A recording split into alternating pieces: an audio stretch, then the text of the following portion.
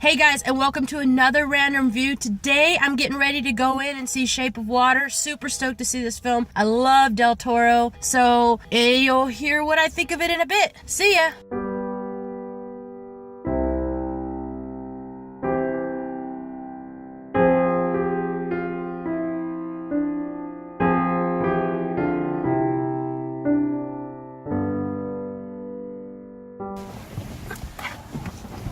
Oh hey guys, so I just wrapped up Shape of Water and it was ridiculously amazing. I cannot say enough about this film, but I am gonna say, head out to the theaters and see it. Get in there and see it before it's gone because it's amazing.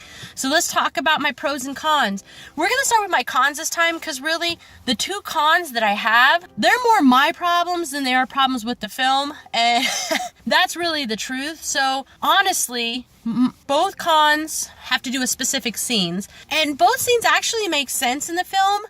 I just have a problem with them. That's all. So they're gonna make it on my cons list. So con number one, there is a scene where you go into her imagination and they do this whole Ginger Rogers, Fred Astaire, like musical dance number, her and the creature. Yeah, it was too much. It was too much for me. I couldn't, no, it's too much.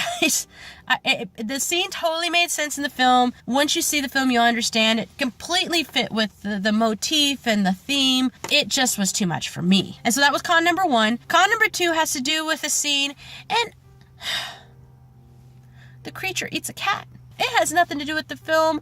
The film was great. That scene totally makes sense. The creature totally would have eaten a cat. I mean, it's a creature. But no, that's not okay.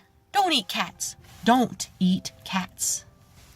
Okay, so those are my two cons, and like I said, they actually fit very well with the film. Totally makes sense. I just have a problem with them. So let's talk about my pros, because honestly, I could go on and on and on about this film. It is, once again, it was amazing. Super amazing. And so I'm gonna narrow it down to three, and I'm gonna do a longer workup on it. So in the next couple of days up on my blog, there'll be a more in-depth review. But for my random reviews, my three pros, we're gonna start with number one, and number one is the story. It's like Creature from the Black Lagoon meets Romeo and Juliet meets H.P. Lovecraft. Because honestly, anything that Del Toro has any hand in, you can see the tinge of Lovecraft in everything he does. You can tell his love and his passion for Lovecraft is maybe on par with mine, to be truthful, because I love H.P. Lovecraft, and we'll talk about him in another video, in another blog, covering all my bases, because I do both. And so the story is, it's so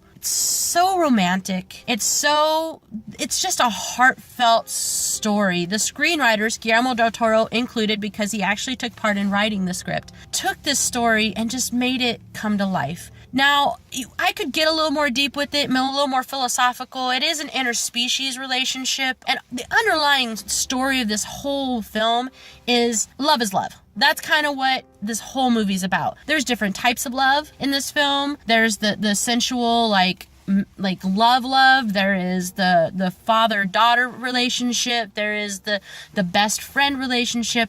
There is all kinds of like underlying love stories in this film. Overarching is love. And I think that's beautiful.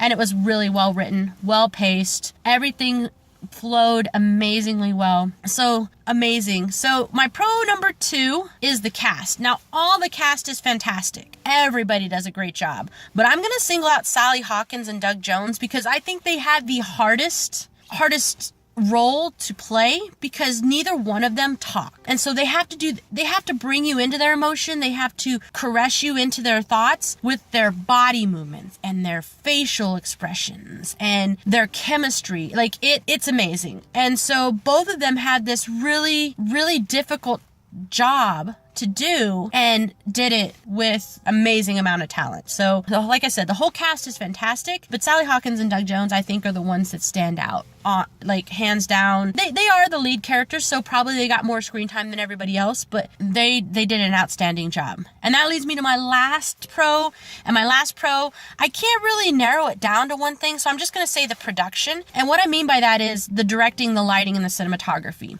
So Del Toro always does this amazing job with his cinematographers of using light and color to create emotion.